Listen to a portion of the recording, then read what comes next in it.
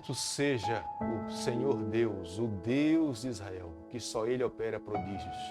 Bendito para sempre o seu glorioso nome, e da sua glória se encha toda a terra. Amém e amém. Salmo 72, o verso 18 e o verso 19. Feliz me encontro nessa manhã por mais um dia, onde temos a alegria de podermos estudar mais um capítulo da palavra do Senhor. Que alegria para nós! O livro do Apocalipse, capítulo 1, verso 3, fala: bem-aventurado aqueles que leem, aqueles que ouvem as palavras dessa profecia. E nós estamos aqui na nossa primeira responsabilidade, no nosso primeiro compromisso, adorando, buscando, sendo alimentados pela palavra do Senhor. Nunca se esqueça, a grande batalha que se iniciou no céu, a grande questão era a adoração. A quem adorar? Nós precisamos de fato a cada dia revelar a quem nós adoramos, quem é o Senhor da nossa vida. E é por isso que nós estamos aqui no nosso primeiro compromisso, na nossa primeira hora, buscando, clamando, abrindo o nosso coração para que possamos ser alimentados pelo Senhor.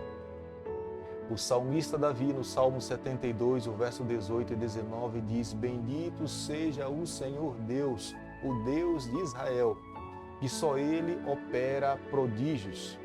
Bendito para sempre o seu glorioso nome, da sua glória se encha toda a terra. Nós sabemos perfeitamente, um dia toda essa terra se encherá com a glória do Senhor. Somente Ele opera prodígios. É por isso que nós estamos aqui nessa manhã, no nosso primeiro compromisso, na nossa primeira audiência, buscando a pessoa do nosso Salvador Jesus.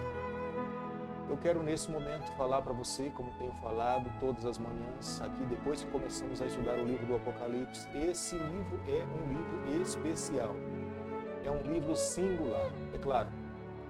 Creio que você e eu, nós amamos toda a Bíblia, mas existem alguns livros que nós temos um apreço. O Apocalipse, para mim, é um deles.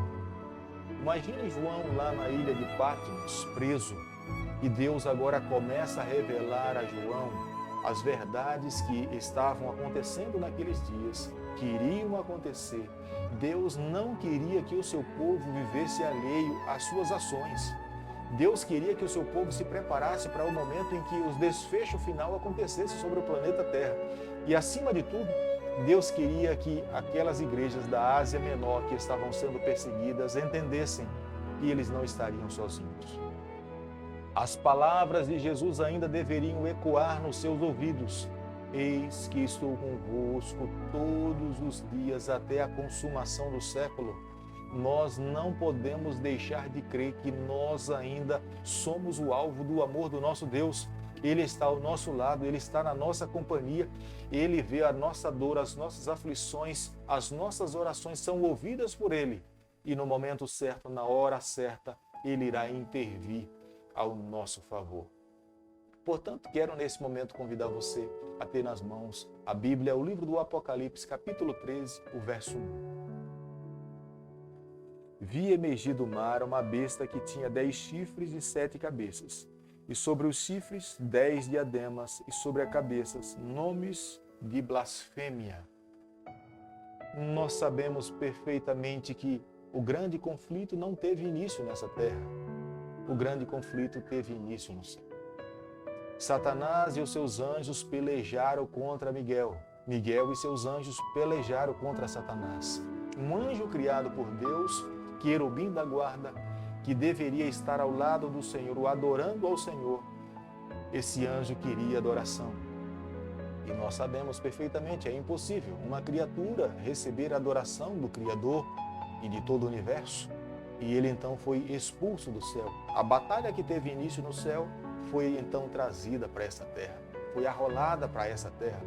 Nós aqui nessa terra, os nossos primeiros pais, Adão e Eva, caíram, pecaram, foram iludidos por ele e, consequentemente, toda a raça humana hoje tem pagado um alto preço. Satanás sabia perfeitamente de uma coisa: como ele não conseguiu diretamente atingir o coração de Deus, ferir ao Senhor, conquistar o que ele queria, ele tomou uma decisão na vida: eu vou ferir os filhos do Senhor, consequentemente eu estarei ferindo o próprio Deus.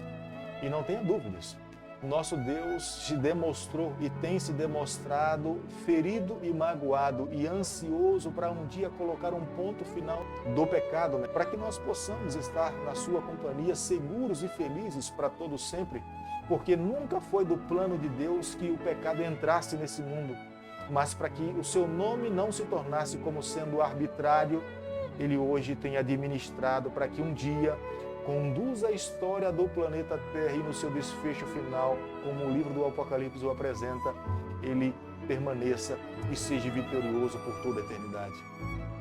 Mas quando nós olhamos para o capítulo 13, o verso 1, aqui está a maneira pela qual Satanás arquitetou para ferir o coração de Deus. A Bíblia fala que besta ou animal, nos livros proféticos, representam e significam reino ou poder.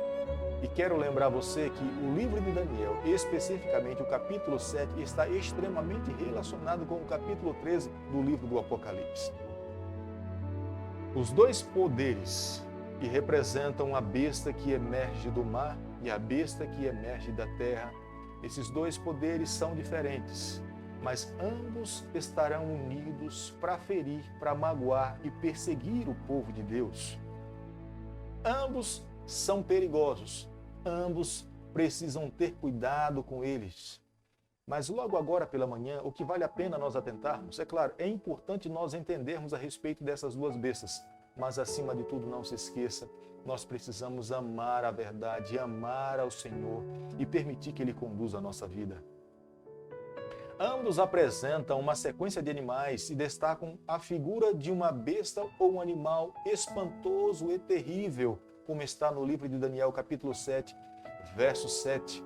Esses animais, na sequência da profecia de Daniel, bem como na estátua do sonho de Nabucodonosor, representam respectivamente alguns reinos ou poderes: Babilônia, Pérsia, Grécia e Roma. Mas de todos esses reinos apresentados, o pior deles é o último, que é a Roma papal. Porque ela se veste como sendo uma ovelha e se apresenta como sendo muito dócil e inocente, mas no fundo é de fato uma besta que magoa e fere e joga ao chão a palavra do Senhor, pisa as verdades que estão contidas na Bíblia, se apresentam como um ser supremo, uma autoridade que tem nas mãos o poder de pisar as leis do legislador do universo. Por isso que eu falo para você, de todos os poderes, esse é o pior e que mais prejuízo tem causado para o reino do Senhor. João, por sua vez, viu essa besta que saía do mar, ou seja, uma besta que surgiria entre povos, multidões, nações e línguas. Capítulo 17, verso 15. Observe que João começa a descrever um regresso histórico no seu livro, por uma ordem contrária dos animais citados por Daniel, corroborando com o fiel cumprimento da profecia referente aos reinos que já haviam passado. Findo o período da supremacia política dos impérios, Roma passou a reger as nações através do seu poder político, religioso e papal. Eu volto a falar para você, ele se considera como sendo um pontífice, um líder supremo, acima da palavra de Deus, tenta se colocar acima do trono do Senhor. Tornou-se essa figura uma das mais importantes, ou a mais importante do globo terrestre. Líderes religiosos, líderes políticos, beijam a sua mão, se curvam diante desse poder. Existem diversas semelhanças entre o chifre pequeno da profecia de Daniel e a besta que emerge do mar. Ambos, portanto, representam Roma papal. Vimos que esse poder, ele teve o seu apogeu e durou 42 meses, como está lá no verso 5, 1260 anos, tendo seu fim no ano de 1798 com a prisão do Papa Pio VI. A profecia apresenta, porém, um período no futuro em que esse poder voltará a ter o mesmo poder como ele esteve antes, depois de ter sido ferido. Essa ferida foi curada, e foi restabelecido a mesma autoridade. Ou seja, Roma Papal irá assumir a liderança e o controle político e religioso de muitas nações. Terá uma união com uma segunda besta que emerge da terra e ambos irão conduzir a religião e o poder político da história. A besta que emerge da terra, contrária à que emerge do mar, representa um poder que surge de um lugar deserto ou pouco povoado. Fugindo da perseguição, muitos cristãos e pessoas se refugiaram numa terra deserta. Foi assim que surgiu a América do Norte ou os Estados Unidos. Seus ideais e princípios de protestantes de liberdade religiosa e civil eram o sonho que eles tinham para suas vidas. Há alguns anos, era praticamente impossível fazer uma associação entre o poder papal e a América do Norte, mas hoje em dia, quando nós olhamos para o cenário em que nós estamos vivendo, nós não temos como não associar os dois poderes. O início da cura da ferida mortal se deu no ano de 1929, quando Benito Mussolini assinou um contrato concedendo ao Papa 44 hectares de terra, que mais tarde se tornaria o menor país do mundo, o Estado do Vaticano. A partir daí, os pontífices voltaram a ter um prestígio que só vem crescendo a cada vez mais, unido com a América do Norte, com a grande potência mundial, mostrando que ambos estão de mãos dadas para cumprir os seus propósitos. Logo, nos será tolhida a liberdade de crença religiosa, econômica, como está no verso 17, e até o direito fundamental de ir e vir. Capítulo 13, verso 17. Para que ninguém possa comprar ou vender, senão aquele que tem a marca ou o nome da besta ou o número do seu nome. Aqui está a característica, a maneira como eles irão agir. O que nós temos que fazer a cada dia, claro, temos que ter conhecimento a respeito dessas duas bestas. Nós precisamos ter distinção delas. Nós precisamos saber como elas irão agir, para que nós possamos cada vez mais nos apegarmos à verdade. Mas é claro que, ao termos conhecimento delas, uma coisa nós temos que fazer nos dias em que nós estamos vivendo, nós precisamos amar ao Senhor mais ainda. Nós precisamos nos apegar mais à verdade.